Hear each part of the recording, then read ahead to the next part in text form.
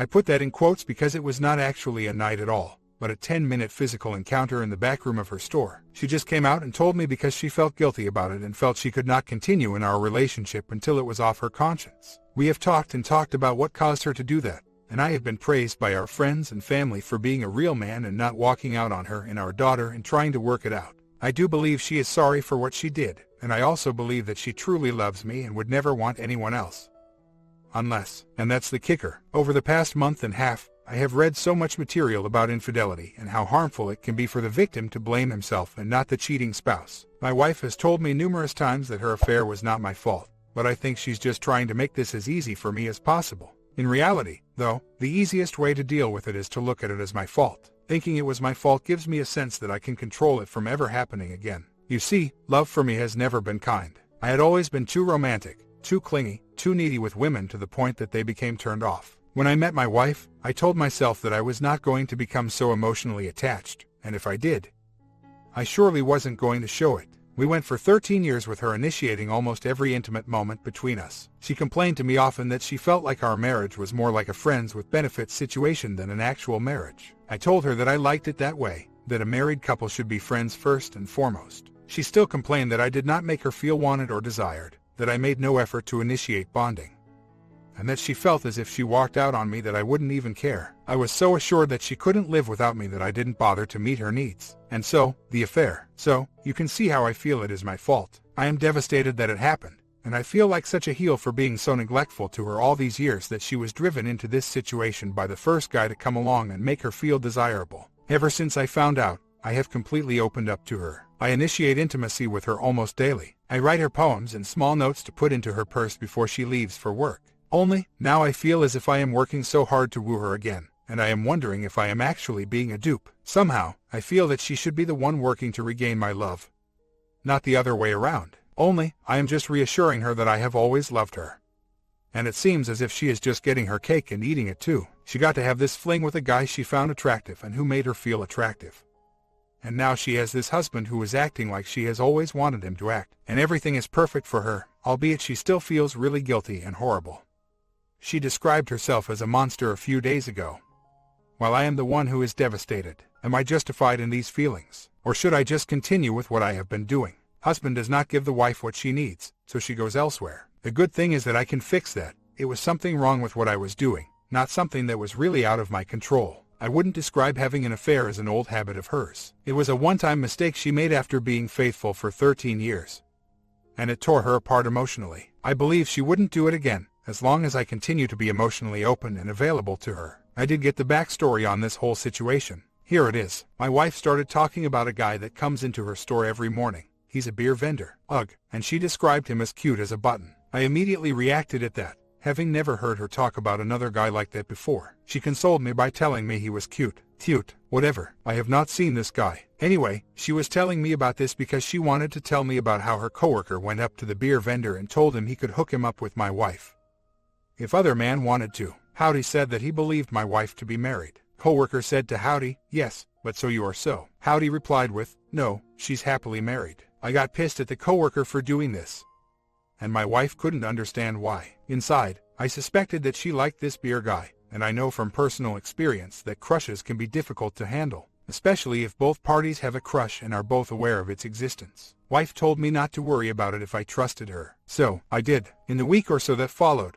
my wife had become unusually active. She initiated intimacy with me on a near daily basis, practically raping me in my chair one evening while our daughter was roller skating. Then, all of that stopped, and she became very depressed and withdrawn. This lasted for several days. Anyway, she didn't come out and tell me the whole truth at once. The night before D-Day she asked me if I had ever been physically attracted to another woman since our marriage. I told her that I find other women attractive all the time. She said she didn't mean it that way. She meant have I ever been turned on by another woman. Now, I know how my wife is about jealousy issues. I know from past experience with her that admitting to desiring other women could lead to nothing but long arguments. So, I lied and told her no. She said she didn't believe me. Then, it dawned on me why she was asking, and I asked her who the man was she was attracted to. She said it was Howdy. That led into a long discussion which resulted in her telling me that after her coworker offered to hook the two of them up, Howdy came up to her and asked her if she would like to get with him. She admitted then that she told him, "I would like to talk about it first, But yes, and she said she called him that evening and told him that she really loved me and couldn't go through it.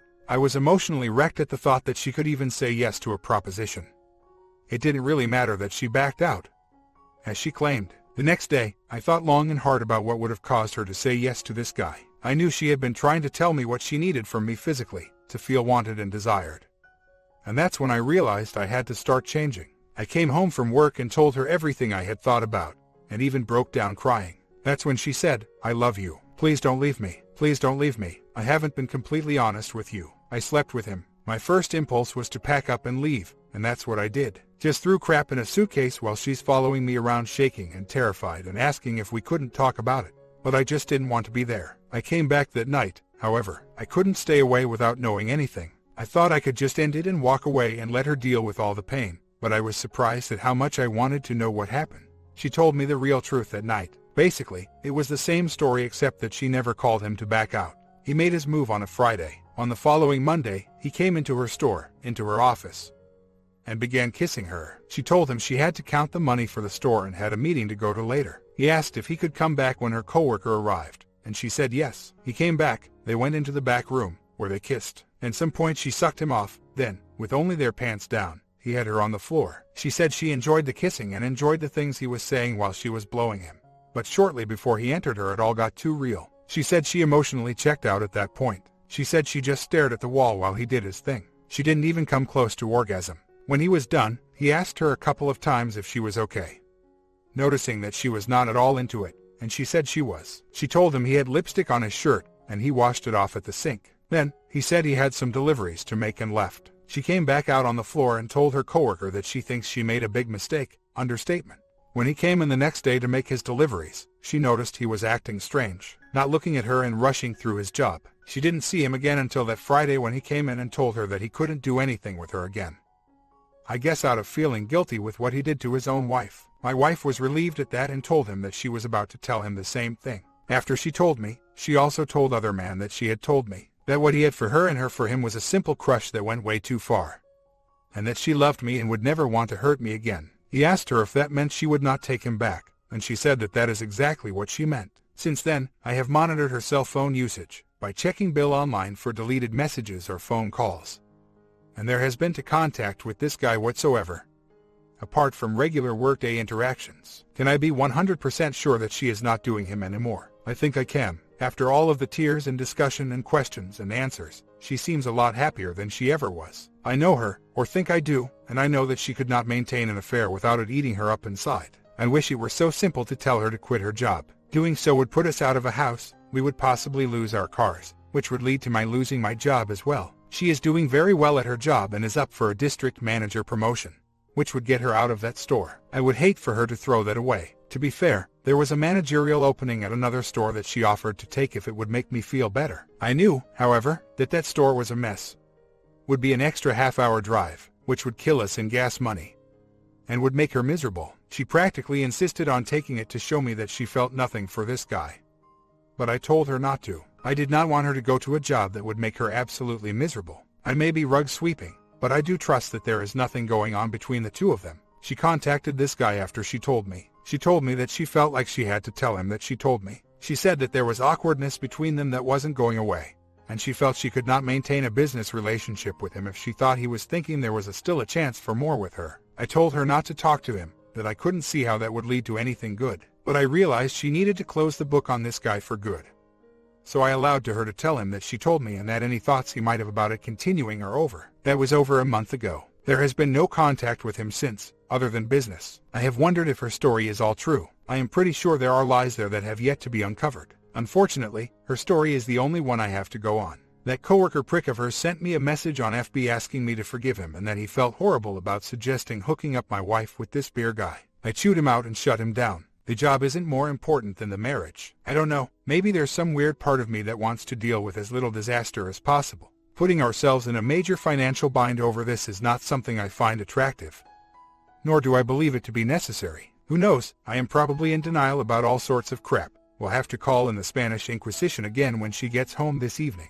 Her coworker is a guy, and he's gay. Maybe he, too, had a crush on a beer guy and thought it would be fun to try to live out some inner fantasy with this guy through my wife. Who the hell knows? She doesn't have a reputation for doing these kinds of things. She employed as the manager there after the other company she worked for went out of business. She had only been working there a few months and built up a friendship with this coworker of hers. I know this guy's gay. By the way, the other man isn't gay. The coworker who approached the other man and suggested hooking him up with my wife is gay. I know because I have seen comments he has made about pics of some of my male friends. Anyway, she built up a friendship with this gay coworker of hers who, apparently, is a real horn dog and has no problem talking openly with her about all of the guys who come into the store that he thinks are hot. When my wife mentioned that she thought the beer guy was hot, coworker decided to stoke the fire. It was, apparently, only meant as a joke, kind of picking at my wife for thinking things about the beer man. Neither one of them actually expected Beer Dude to act on it. Well, there are other reasons for my believing the affair was a one-time thing that is over. She contacted a couple of our close friends and told them about it because she was completely destroyed for having done what she did and needed their advice. She even contacted her sister and told her,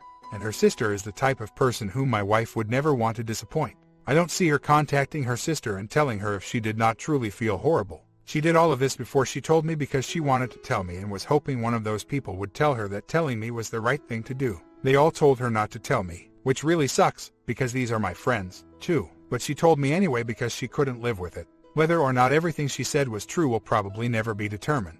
But I do believe that she feels true remorse and could not bring herself into getting into that kind of situation again after feeling and seeing all the hurt it has caused. I am very confident it only happened the one time, made her feel terrible, and it never happened again. I don't see how that is not a possible or even plausible scenario. It was like this: wife gets a job managing this store. Her assistant manager is a gay guy who threatened to quit the day she came to work because he was worried about his own job security after seeing the previous manager get fired. Wife convinced this coworker of hers that if he stuck around and got to know her, he might actually enjoy working for her. As the next few days pass, wife tried to encourage her assistant to stay by being cool with him. This encourages her assistant manager to talk openly to her about his gay side and how attractive he finds a lot of the guys that come into the store. He has worked there for years and knows the beer guy fairly well. Beer guy, who usually only came in once a week to do the orders, starts coming in every morning to buy a Red Bull and something for breakfast. Wife does not realize he is doing so because he is attracted to my wife. She also finds him attractive, but neither one of them talk about it to each other. One day, my wife tells her assistant manager, during one of their look at that cute guy sessions, that she thinks the beer guy is cute. This is the only guy she has said is cute to her assistant manager. To rib her a bit and make her feel uncomfortable, for fun, assistant manager goes up to beer guy and says he can hook beer guy up with my wife. This is when assistant manager finds out that beer guy also thinks my wife is attractive. He tells assistant manager that he likes my wife, but he thinks she is happily married. Assistant manager goes back to my wife and tells her that the beer guy also likes her. This gets my wife excited, and she starts thinking about it. She begins to come home and initiate with me on a daily basis. Finally, beer guy, deciding to give it a shot, approaches my wife and asks her if she would like to hook up. She says, "I'd like to talk about it first, but yes." He says great, gives her his number, and leaves. She calls him later to talk about it, tells him that she loves her husband and doesn't want anything to develop between her and beer guy other than just bonding.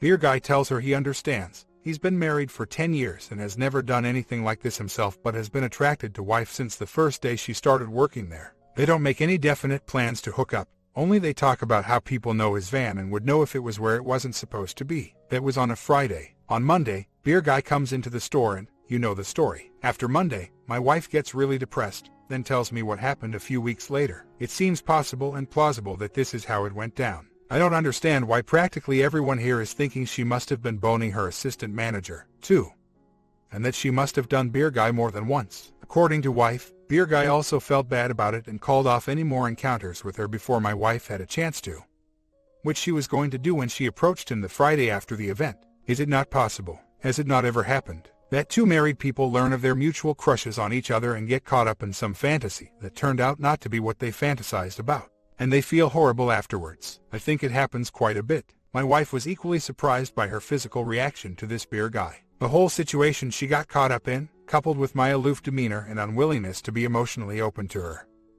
It almost seems like she had to do what she did. And, in all honesty, I believe that her having this affair has really opened my eyes to the way I treated her and is forcing me to get back in touch with my feelings towards her and to express them to her regularly. Of course, it does bother me that, even though I, too, have been propositioned by other women at times, I never acted on them. I could not ruin my marriage like that. and it hurts to know that my wife did not give me the same consideration before she went through with it herself. As for the other man's wife, that is a really touchy situation. I agree that she needs to know what he did, but at this stage in the game, I am more concerned with repairing my own relationship rather than having to get involved in somebody else's. If he chooses to tell his wife, great. If not, great. I really don't care either way. I want nothing to do with him or his family. Besides, I don't want to do anything that could get my wife fired for what she did. I don't know his last name. Don't know if my wife knows his last name. I don't know how his wife would react. I don't want his wife storming into my wife's job and causing all sorts of havoc with her, which might ultimately get her fired if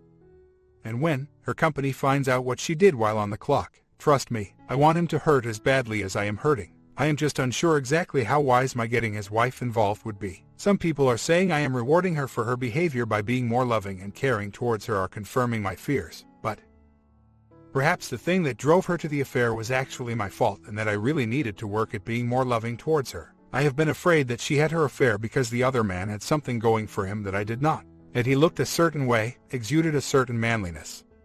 Was more virile, I don't know. Well, I have more information about that, which I will reveal momentarily. But, to me, it stood to reason that if I was not making her happy, what good would it be to make her feel even more miserable with me by cursing her out every day?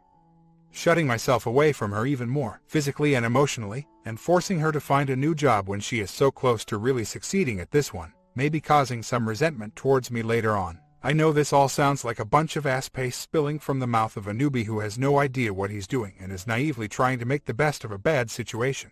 Anyway, she came home from work yesterday and found me lying in bed, depressed. She crawled into the bed beside me, and we had a long talk. Essentially, I told her that I cannot do this on my own. I thought I could, but knowing she gave herself to someone else made me feel so ugly and unloved, and that I have been filled with nothing but constant doubt. Then, I made some demands. I told her that she had to 1. Get an STD test. I told her that I would have gone myself, but I don't think I should have to endure something like that. She needed to make the appointment, get the test done, and show me the results. She agreed. 2. Get IC. I explained to her that there was something wrong with her for being able to so easily give up the goods to the first guy who comes along and gives her some attention. She argued with me a bit about this one. She suggested that we go to MC instead, because she thought we needed to work on the marriage. I pointed out to her that she has told me that her actions had nothing to do with me. So why did I need to go to counseling with her? And I reiterated the point that she so quickly and easily gave it up to this guy without even trying to talk to me about it first. She said, it was easy right up to the point where it actually happened. Then I felt horrible. I said, see, that's messed up. There's something wrong with you, and you need to go to IC. I will go to IC myself, because I need help in getting past this. Once we have worked out our individual issues, then we can try MC. She agreed. 3. She had to find a new job. She had to really start looking for something new here in town. Her current job is an hour's drive away already. Not just check job postings for 5 minutes once every 3 weeks. Once she finds something that won't sink us financially, she could put in her 2 weeks' notice. I know this one was hard for her for the reasons I have already listed. Enjoys and is good at the job. Will probably be promoted within the year. And she became a bit frustrated at that because she said she knows that there are no feelings for the other man there at all, and she wishes I could know that, but she understood that I have no way of trusting what she said when it came to that. I told her that if she wanted to keep this job and climb the corporate ladder, she should have thought of all that before she did what she did. I asked her to consider how it makes me feel knowing that she is returning to that place day after day, as if nothing had happened there, knowing that she has business dealings with this guy regularly and I have no way of running up there to check on her. She said she understood how I felt, and she agreed. I know you guys are probably going to tell me that I should have had her quit immediately. I'll just have to bite that one. Her quitting without having something else lined up, and not being able to draw unemployment, would add way too much extra stress to an already extremely stressful situation. I couldn't have handled that any other way. Those were my demands. There was a lot of, if you can't meet them, then you can pack your crap right now and move in with your sister from me, and some you're scaring me right now from her. But she agreed to all of it and began looking for a new job. Later on, last night, we talked some more about what she did. We got on the subject of IC, because she had said during dinner that she would like to go to IC if only to learn how to be a better mother. That bothered me. Sure, I want her to develop a better relationship with our daughter, but I did not want that to be the focus of her counseling sessions. I told her that I wanted her to figure out what it was with her that made her give in to the other man so easily. The way she had described him before did not make him sound very attractive at all. I told her that I could not understand what she saw in him. She told me that he was definitely not her type. She said he is kind of a hick, and gets a confused look on his face when she uses a big word in dealing with him. and that I was a much better-looking guy. So, what was it about him? She said she didn't know. She knew that she was not attracted to him at all when she first started working there in September. She began to think about exactly when she began to see him as attractive in a physical way, and realized it was about the time when she learned that he liked her. I said, "But you told your coworker you thought other man was cute as a button before you found out he liked you." She said, "Yeah, but that was just he's cute in a howdy kind of way. It wasn't really attraction at all." She said that her coworker ran with that, trying to make a big deal out of nothing, making fun of her for saying Beer Guy was cute as a button and calling him her boyfriend. Then her coworker did what he did and told Beer Guy, "I know someone who likes you." She said that happened in March, and when she found out that Beer Guy found her attractive, that's when she started to fantasize about him, which was about a week before the actual event. I said to her that it sounds like it wasn't really the other man that she was attracted to, but the thought of having some spicy, taboo encounter, and she projected her attraction to that onto him. As I thought about that some more, that theory seemed to really explain a lot of things that my wife had said that didn't really make sense to me. Before, I couldn't understand how she could have a crush on a guy that would just go away after getting with him, like she told me it did. I couldn't understand how she could not find him attractive now when she did then. She said she didn't like thinking that she was a cliché, that she was the kind of wife who didn't get what she needed at home and was led astray. I told her that it made me feel terrible that I had not been meeting her desires, despite her telling me numerous times what she needed. And I also told her, and this is the truth, that the knowledge that it was the fantasy, and not the other man, would probably lay to rest a lot of issues I have been struggling with. So, I think she and I need to go to MC. I really wish I could confirm the details. Unfortunately, as I have said, her job is an hour's drive away. The people she's involved with up there, the vendors, her toxic coworker, etc., are not people I come into contact with regularly. I could ask her coworker, but he doesn't really know me from Adam, and there is no reason for him not to cover for his boss if confronted. I really don't want anything to do with the other man. I don't even want to see him. Sometimes I think she's minimizing also, because I want to hope that everything she is saying is the 100% truth. Because, really, her story is the only one I have and will ever have. When I think about her minimizing, though, she has given me details that she knew would hurt me and could have kept from me, like blowing the guy and liking what he was saying while doing so. But she chose to tell me them. I don't know why she would reveal such hurtful details if she wanted to minimize the entire thing. I do not accept that it was entirely my fault. Personally, I could never do what she did if I felt like my needs were being ignored without going through every possible recourse first, and I would probably divorce her before I cheated on her. It unnerves me to no end that she is the type of person who could do that to someone she supposedly loves. But it does say a lot that she could not hide it from me. If she had any intention at all of continuing anything with this guy, she could have easily kept me from it and never told me. I would not have found out, but she came clean on her own. The thing is, she had approached me about marital problems. Oftentimes, I would crawl into bed beside her and begin reading a book while she would be trying to put the moves on me while I ignored her. She had asked me once if I was gay or something because she couldn't understand how I could not react to her coming on to me the way she did. She told me how hurt and unattractive I made her feel when I acted like that. During those conversations, I would say things like, "I'm sorry, work stresses me out, I'm a teacher, it is stressful, and all I really want to do most nights is relax with a book and get some sleep." Basically, shutting out what she was really telling me. Want to mutilate my own balls now for treating her that way. I had the honor of being present while my dad was confronted with his affair, causing him to walk out on my mother, my sister, and I right in front of us. I told myself I could never do that to my wife and children, and I would never tolerate someone doing it to my own family. I think, however, that I was naive in that. I don't think every situation of infidelity is black and white. I think this will be on my mind 20 years from now whether I get a divorce tomorrow or not. What I want to do right now, and what my wife wants to do, is to try to work out and rebuild a stronger relationship. I spent the last 14 years of my life with this woman. I am not going to allow one 10-minute horrendous mistake tear that apart, particularly if my own behavior was a huge factor in causing it to happen. This marriage is too important to me to not to try. If it does happen again, however, there will be absolutely no resolvable excuse for it. I will see to that. A quick update. After the weekend has come and gone, I had hit a couple of really low points on Thursday and Friday of last week. I described the feeling to my wife as this, and it may not be the best metaphor, but it was the best that I came up with on the spur of the moment. My emotional state is like a bucket of water I carry around with me. When the weight of the bucket feels normal, I feel normal. My wife's news of her affair was like her dropping a pile of heavy objects into the bucket, weighing it down, each object representing a fear, doubt, question, etc. Every once in a while, one of these objects would bob to the surface and I would have to deal with it in order to remove it from the bucket. I would deal with it in a number of ways. Sometimes it would be from talking to other people, like you loyal folks. Sometimes it would be from writing about my feelings. But most of the time it would be from talking to her. Well, on Friday night, I felt like I had really dealt with many of the big issues except for one. How could she do that to me? I knew the why, the who, the when, the where, the how often, etc., but I really needed to know the how she was capable of doing something like that, in order to make sure every other question was truly laid to rest. I got up in the middle of night and got my hands on her iPhone. She never syncs her phone with iTunes, and I knew there was a way of recovering her deleted text messages from her phone. Well, I succeeded in doing so, and spent much of the rest of the night deciphering those text messages in WordPad. What I saw confirmed that everything she told me about the situation was the absolute truth. The way she described the affair to her friends in texts was exactly how she described it to me, including not being attracted to the guy, not climaxing when she was with him, and that she felt terrible and could never do it again. There were even a couple of texts between her and the guy, and that conversation went this way. Her: I put up your beer display myself, so there is no need for you to come out. Him: what if I wanted to come out? Her: ugh, that really won't be necessary. Him: damn. That was the last text between her and him, and it was sent over a month ago. I asked her why she deleted that text, and she said she knew it would bother me if I saw him talking to her that way and did not want me to have to deal with it.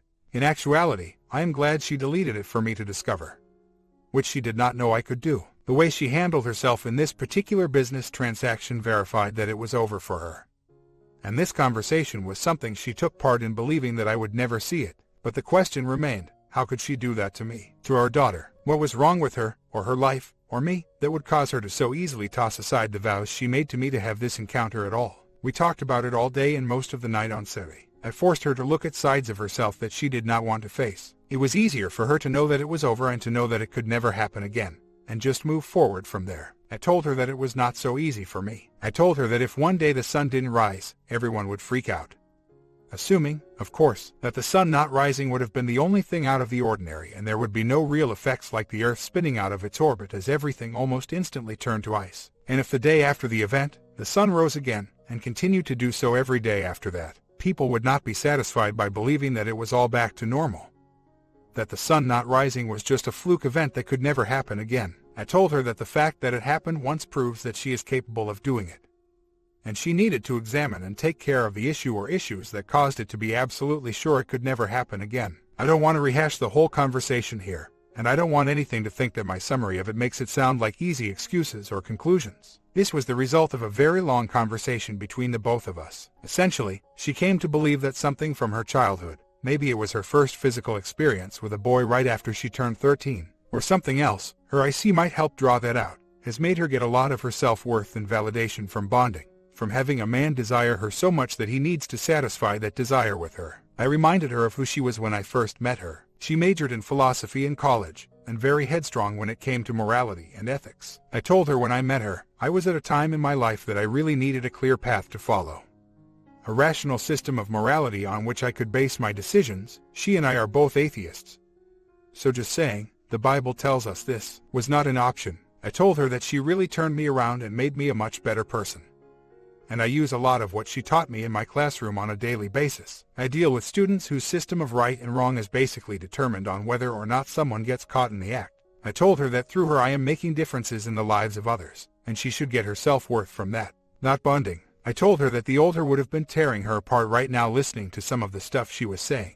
I told her that the old her would point out that if self-validation comes from a man wanting to sleep with you, then common street carp should be the proudest people among us, and that she should be no prouder of herself than the students I have who get caught screwing in the graveyard behind our school. The conversation really struck a chord with her. She dusted off her old philosophy books and wants to regain her old self again, and she wants to start by teaching our daughter the system of morality and ethics and decision-making that many atheists rely on. I told her she could also start with that coworker of hers who egged this whole thing on to begin with. She remembered him telling her, in regard to the incident, that he didn't see what the big deal was. I told her that he obviously has no idea about self-respect himself if he could not possibly see how betraying the man you have vowed your life to, and who has put his trust in you for 14 years, could not be a big deal. She nodded, and agreed, and said that her coworker really has no self-respect and has massive issues with his own esteem. She agreed to talk with him today, and I look forward to hearing how that conversation went.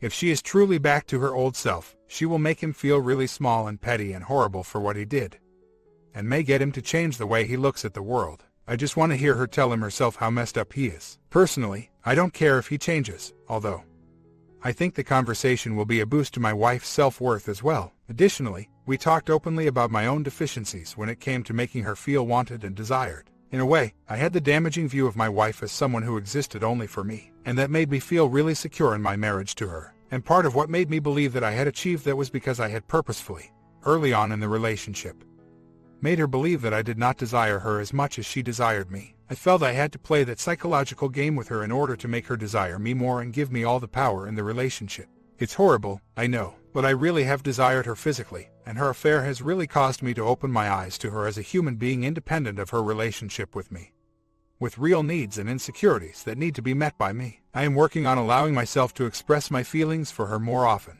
to actually tell her when something she does is turning me on, rather than watching her silently and waiting for her to initiate bonding later. Thankfully, it is not very difficult for me to do these things for her, and I have noticed a real change in how she responds to me physically as well. Suffice it to say, yesterday and this morning, so far, I have actually felt normal for the first time in nearly 2 months. The bucket feels like it weighs how it should, and the knot in my gut that I have been carrying around is no longer there. I even find myself consciously calling up images of my wife and the other man to see if I can get that knot to return. It hasn't, so far. I mean, if there is one thing I have learned about myself is that I can be emotionally unpredictable. Who knows what the future will bring, but I am excited about facing it with her. The biggest blow that I am dealing with at the moment is, as I mentioned in my last update, being forced to see my wife as a human being who does not exist only for me. I brought this up to her last night, how I worry when I catch her staring off into space with a serious expression on her face that some part of her is mourning the loss of the affair, or if she is silently debating with herself that she really wants me in this marriage and not something else. She quickly responded with, "No. Today I have been thinking a lot about what we talked about,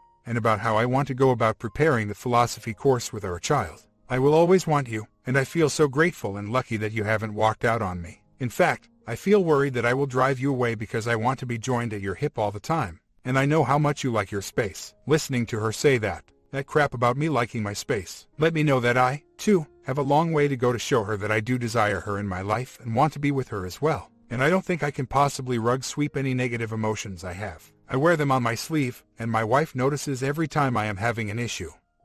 And many times she initiates a conversation herself, despite knowing that it can result in me making her rehash the whole episode over and over and over. So, she's been a real trooper so far, and both of us realize that constant, open conversation is necessary for real healing. Someone wanted a reconciliation story, other people are not pleased with it. But that is life. Some relationships last, some won't. If you were OP, would you give her the paper? Comment down below, and see you in the next story. Alright, everyone's presentations are done.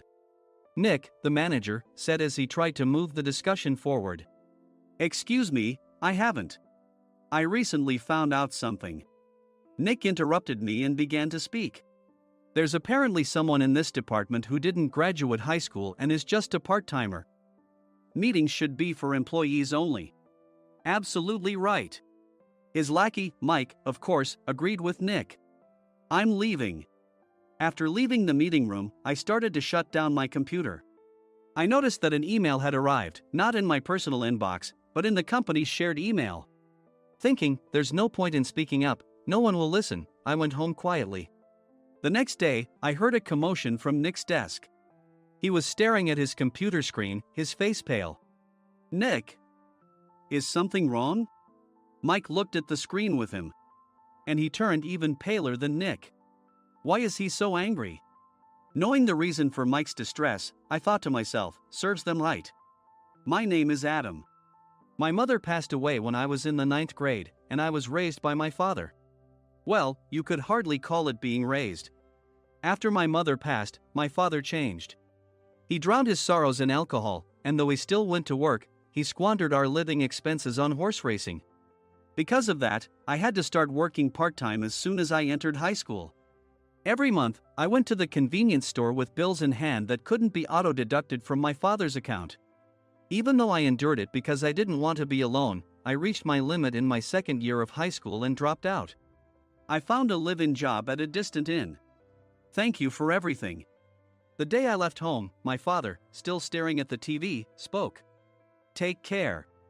That was our last conversation. Back then, 18 wasn't the age of majority, so I needed my father's permission to work, and I couldn't hide my place of employment. Yet, my father never visited me even once. I kept working just to survive, and before I knew it, I was 42. Years of hard work paid off, and I was transferred to the headquarters. I was thrilled to be recognized by the company, as I thought I'd be working in the field until retirement due to my lack of formal education. Listen up. Our work can change the future of our employees. Don't drag us down. On my first day after the transfer, Nick, dressed in an expensive suit, spoke sternly. There was a reason for this. Our inn was located in a prominent tourist destination, known so well that everyone in the state could sing its commercial jingle. At its peak, we had 5 locations within the state. But that was long ago. Due to financial difficulties and aging facilities, only the place where I had worked for many years and the original establishment remained. I was prepared to lose my job anytime, but now there was a glimmer of hope. With the rise of social media, the tourist area where the inn was located started gaining attention again. Depending on how hard the sales department, where I was transferred, worked, we could either thrive or be forced to give up this prime location to the new hotel chains continuously popping up. For Nick, who had switched careers from another industry to strengthen our sales, this was a battle he couldn't afford to lose. I understood why he had to be strict. I will do my best. Nick sneered at my enthusiastic declaration. Did you not hear what I said? I'm sorry. I thought I was listening carefully. Out of habit from years of customer service, I apologized reflexively, though I had no idea what had offended him. Someone was watching me with a smirk. In this department, there are those who are expected to excel and those who have been shoved here because they have nowhere else to go. You are the latter. It was Mike, the section chief. He's 7 years younger, at 35. But he was called to headquarters much earlier than I was and had been moving around within the headquarters ever since. I'm not jealous, but I can't accept that he's my boss.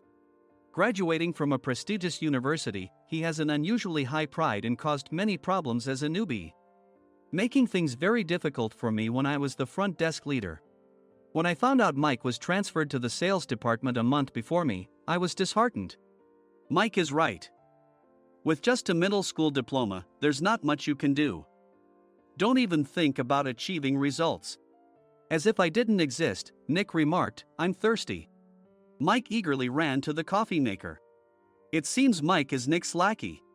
I regretted being happy about my transfer to headquarters, wishing I had stayed on site forever. Send a direct mail to every company on this list by the end of the day. Nick only assigned me tasks that even a new graduate could handle. What? There are over 1,000 companies. You want me to send to all of them by today? Yes, if you and your fellow misfits split the work, even those with nowhere else to go should finish by today. I glanced at the employees typing away expressionlessly. They were worn out from customer service, only thinking about leaving on time, or were women reassigned after having children, with zero motivation for work. Even Sam, a new graduate from the same university as Mike, who was supposed to be among the expected achievers, had no enthusiasm for the job, having joined the company wanting to do customer service. I don't care what they say, I plan to quit anytime, he said. Only Nick and Mike were highly motivated, making all the decisions between the two of them. I originally only wanted to work at the inn to survive and had no particular attachment to this job. I swallowed my words, thinking I had no right to reprimand them. About a month after the transfer, Nick told us with a frustrated look. To commemorate the 50th anniversary, we've decided to create a plan exclusive for one group per day. Originally, Mike and I were supposed to come up with it, but our president, Mr. Thompson, insists on hearing everyone's opinions. So, you all get a chance. As Nick explained, Mike began handing out prints. Make sure not to embarrass Nick. If your ideas are half-baked, you'll have to redo them. It seemed that they had printed his handwritten notes by Mr. Thompson, which included several questions and a section for free responses. It made sense why Nick had to seek our input, given that all responses had to be submitted to Mr. Thompson. We were given a week to think about it, and a meeting was scheduled to compile our ideas. My plan is to let guests enjoy both the old and modern America. Nick began the presentations. Guests would watch a master confectioner at a nearby traditional sweet shop make sweets in front of them. The welcome drink would be premium tea in a bottle. Nick's plan was certainly attractive. After his presentation, Nick called on us to present in the order we were seated. Just as I stood up for my turn. "All right, everyone's presentations are done." "Excuse me, I haven't. I recently found out something." Nick interrupted me. "There's someone in this department who didn't graduate high school and is just a part-timer." He was likely talking about me. I joined the company as a part-timer and was made a full-time employee when I turned 20. That was 20 years ago, so Nick and Mike probably had no chance to know until recently. Meetings should be for employees only. Absolutely right. After that, Nick kept creating opportunities to solicit everyone's opinions, purposefully excluding me from speaking. The meeting unexpectedly heated up and went past the scheduled end time. A few people asked to leave, and the discussion continued with the remaining few. "Still here?" Normally, you'd leave in that situation. Though I had no attachment to the job initially, hearing kind words from customers made me want to make them happier.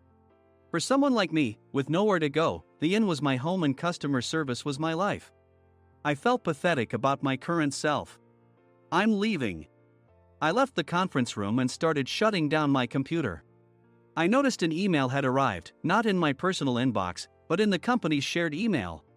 Thinking no one would listen to what I had to say anyway, I quietly went home. The next day, while preparing the DM as instructed, I heard a commotion from Nick's desk. In his haste to stand up, he hit his knee on the desk. He stared at his computer screen, his face pale. "Nick! What's wrong?" Mike, thinking he should be the first to rush over, approached Nick while still wearing his coat.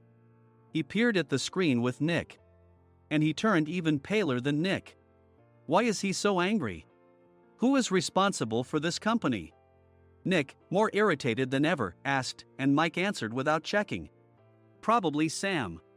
Sam wasn't there because he was attending a morning training session for new hires. Nick gave up on getting angry and returned his gaze to the screen. They were looking at an email that arrived right after the end of the working day yesterday. Apparently, no one, including me, had checked it before leaving. The email was from a large company that used us for their annual employee trips. The president and executives of that company also frequently used our services personally. President of the company, Mr. Mason himself, had declared that neither he nor his company would ever use our services again. Well, some companies cancel their employee trips or stop using our services due to financial struggles. Let's just move on. Mike kept wiping the sweat from his forehead with a handkerchief. Knowing why Mike was so agitated, I quietly watched their interaction. "Do you know how much revenue we get from that company?" "We can find other guests to fill the rooms, but we'll lose the banquet costs. Gift shop revenue, rental car fees, and more.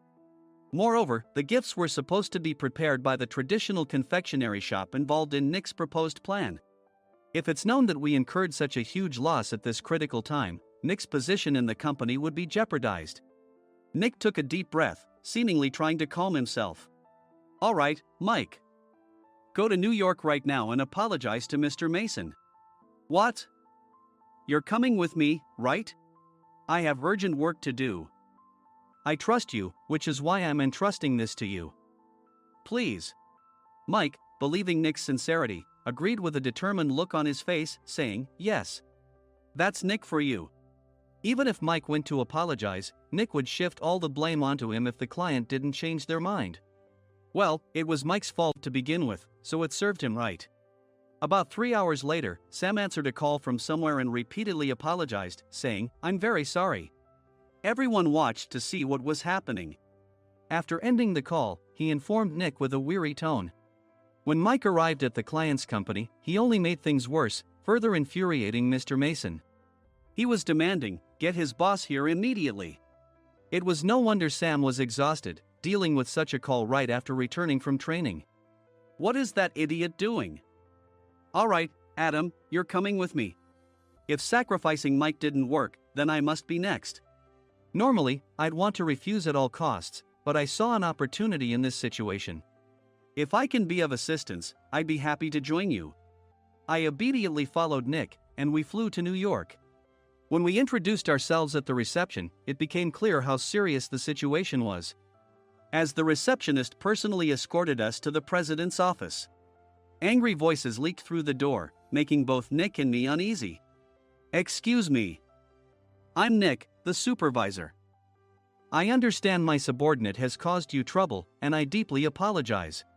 Nick, with his experience in the corporate world, knew enough to offer an apology before excuses. However, his customer service skills left much to be desired. I sighed as I saw Mike trembling like a small dog in the corner of the room. "What kind of training are you giving your subordinates?" Mr. Mason glared at Nick with a red face. The intensity of his gaze made even Nick take a step back. Regrettably, I joined this company only 2 years ago and was unaware of Mike's issues. I should have identified his shortcomings sooner. Indeed, I should have realized sooner. No sensible person would come to apologize and then give a lengthy presentation on the drawbacks of not using their in. Nick froze, his mouth slightly open. Suspecting the worst, I picked up the documents that had fallen to the floor. It seemed Mike hastily prepared these documents on the plane, listing the disadvantages. Disadvantage 1: if you change the venue for the company trip, employees might suspect it's for cost-cutting reasons, leading to a negative impression. Reading it aloud half-jokingly, Nick snatched the papers from my hand and checked the contents with a furious expression. Among the stack of documents was a receipt from a nearby convenience store's copy machine. I felt a pang of dread, hoping he hadn't shown the receipt as well. What do you think he said when I asked what kind of nerve he had to do this?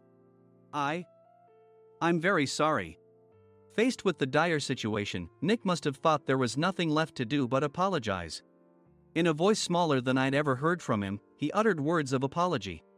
He said, "I'm a Harvard graduate. I don't believe I said anything wrong." "Mike, what have you done?" Forgetting his plan to pin the blame on Mike, Nick yelled loudly, even in front of Mr. Mason. "I didn't do anything wrong." "You're still saying that? Look at him." Mike pointed at me with a shaking hand. "I was assigned to headquarters in my 20s and now I'm a section chief. This guy only made it to headquarters at 42. Everything I've done proves I was right. So why are we losing the contract?" Having said his piece, Mike collapsed to the floor. "Of course. You were sent there because you had nowhere else to go." Mike never expected to hear such words from someone he looked down upon. He lunged at me, and Nick hurriedly stepped in to stop him. "Mr. Thompson told me Mike is a quick thinker, and to take good care of him." There's no way he was pushed aside. "Don't make things worse here. He didn't say quick thinker, he said only quick-witted, didn't he?" I don't remember that part." I recalled the many troubles Mike caused when he was a newbie. When Mike was on the front line, his pride was so high that he never apologized to customers. Customer service, especially in our job, doesn't work alone. It brings both good and bad situations. If the front staff or housekeepers made mistakes, or the cleaning company didn't properly clean a room, one had to apologize to the customers regardless of personal fault. Mike, in such situations, would never apologize, insisting he wasn't at fault. This often angered customers, and as the front desk leader, I frequently had to apologize on his behalf. He caused complaints and disrupted operations, which is why he was quickly moved to headquarters. In departments where he didn't interact directly with customers, his quick thinking was beneficial and things went well. But it seemed his flaws were starting to show.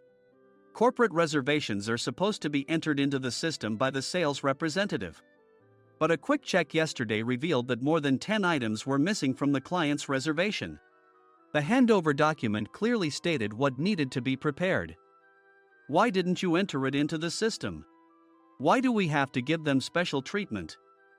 Filling rooms near the banquet hall, setting up all the food in advance. Specifying the brand of wine, they're too demanding. No wonder he always angered customers, I thought, feeling a headache coming on. Grouping them in rooms near the banquet hall is for our benefit too. It makes it easier for the staff to set up beds and serve breakfast since everyone's schedule is synchronized. As for the other requests, Mr. Mason suggested them to lighten our load. I didn't know that. Nick finally seemed to realize that Mike was the one who had angered the client. What did you say to them? I just told them we wouldn't give them special treatment anymore. We shouldn't waste effort on things that don't bring in money. I was utterly exasperated at his lack of understanding of customer service. Of course, we shouldn't comply with unreasonable demands.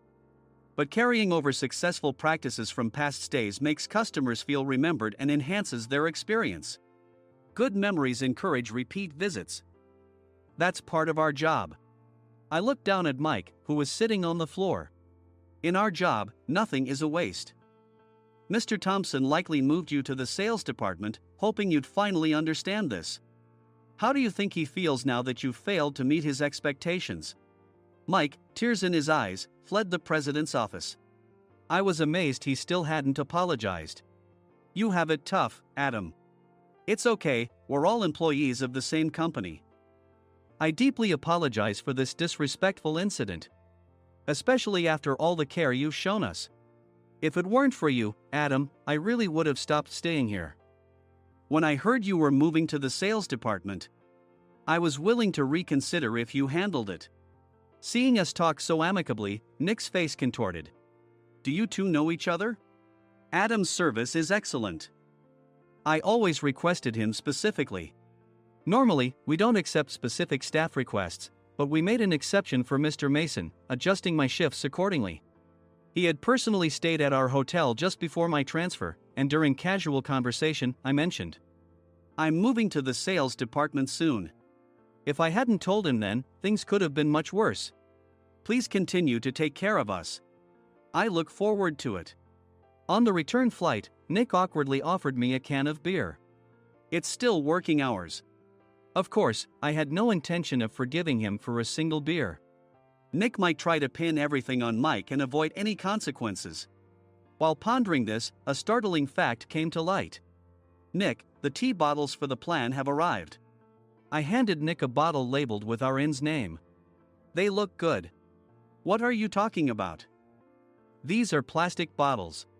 I had assumed we would use the trendy, high-end bottling tea. But what arrived were ordinary plastic bottles of tea with customized labels. The only unique aspect was the label, which had the inn's name, making it look customized. Upon further investigation, I discovered that a substantial amount of money was set to be paid to the tea company. It was priced like bottling tea. Does this plastic bottle really cost $100 each? The tea inside is specially blended for us. The extra cost is for that. Wouldn't it be better to use another tea company? Or is there a specific reason we must use this one? As Nick continued to make excuses, I showed him a printed email. I informed the tea company's president, Mr. Mitchell, that we discovered irregular payments and he confessed. He said you two were high school classmates and planned to split the extra money. That idiot. Why did he confess? That's not important. You should worry about yourself, this could turn into a police matter. Opening the bottle cap, I suggested. How about calming down with this tea? It supposedly has a relaxing effect. Nick drank the tea frantically.